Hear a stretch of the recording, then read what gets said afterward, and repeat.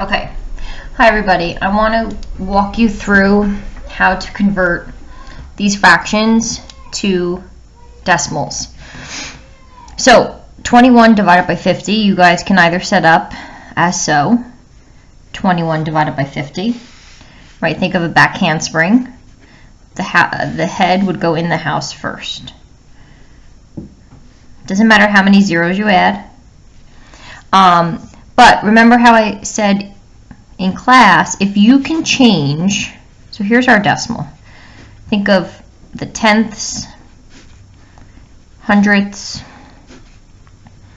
thousands. So if I can change my denominator to either 10, 100, or 1,000, it just makes it easier. So in this problem, and they're just equivalent fractions, I can multiply 50 by 2 to get 100. So if I multiply 21 by 2, I get 42. Now, mathematically, how would we read that? 42 hundredths would look like this, right? That's the hundredths place. Now, if you don't remember that, that's fine. You can use long division. 50 can't go into 21, but it can go into 210 4 times. 4 times 50 is 200. Okay, and if you need to, you can use the multiplication table that is listed on your interactive notebook, or maybe find one you like on the internet and then keep it somewhere on your desktop. So 2 times 50 can go into 100 2 times. 2 times 50 is 100. So once I get a remainder of 0, I'm finished. So look, we get the same answer either way. Okay? So number 6 is -3 and 9/20. So we know it's going to be -3 point something, because -3 is the whole number. So 9 divided by 20 would be written like this. Okay? Now notice, can we change this to 100? Yes, we can. Right, so what can I multiply 20 by to get 100? 5. How am I doing that? I'm dividing these. And I can also get, so multiply both top and bottom by 5. So let me show you a long way. 20 can't go into 9, but it can go into 90 4 times. 4 times 20 is 80. Let's subtract. Bring down the next 0. Can 20 go into 100? Yep, 5 times, because 5 times 20 is 100. So again, notice I get the same answer. All right, but if you can change it to either a 10, 100, or 1,000 in the denominator, I just think it's a lot easier. All right, let's try the next one. So we have 4 and 9/25. So 9/25, I'm going to use long division. Okay, again, if you don't want to, you can convert that to 100. So 25 can go into 90. 3 times, make sure you bring your decimal up. 3 times 25 is 75. Let's subtract.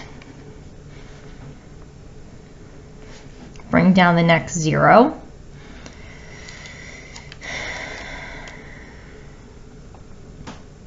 $25 can go into 150 6 times. That's actually exact. So there's my answer, 4.36. Okay? Now, just to show you, if you wanted to convert this to a denominator with 100, right, think to yourself, 25 times what gives me 100, or 100 divided by 25 is 4. Right, so if I multiply this by 4, I have to multiply my numerator by 4. So it's almost a way to double check yourself too. So 36 hundredths, that's the hundredth place, so that's correct. All right, last one, 7 divided by 9. Do your back handspring. 7 divided by 9 looks like this. Also, if you look at your fraction, the numerator is smaller. So that also tells you it's going to be a number less than 1. All right, so with the denominator of 9, you cannot change it to 10, 100, or 1,000. You have no choice but to do long division here. So how many times can 9 go into 70? 7 times. 9 times 7.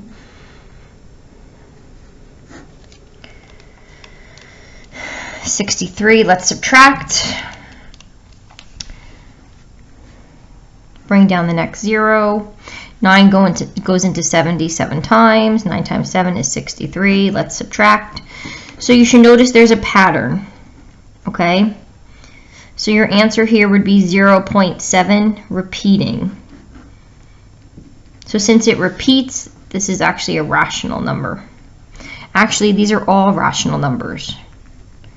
Because the decimals end, they terminate, or they repeat. Okay? And that's really it. So I hope this video helps. Feel free to watch it again. See you tomorrow.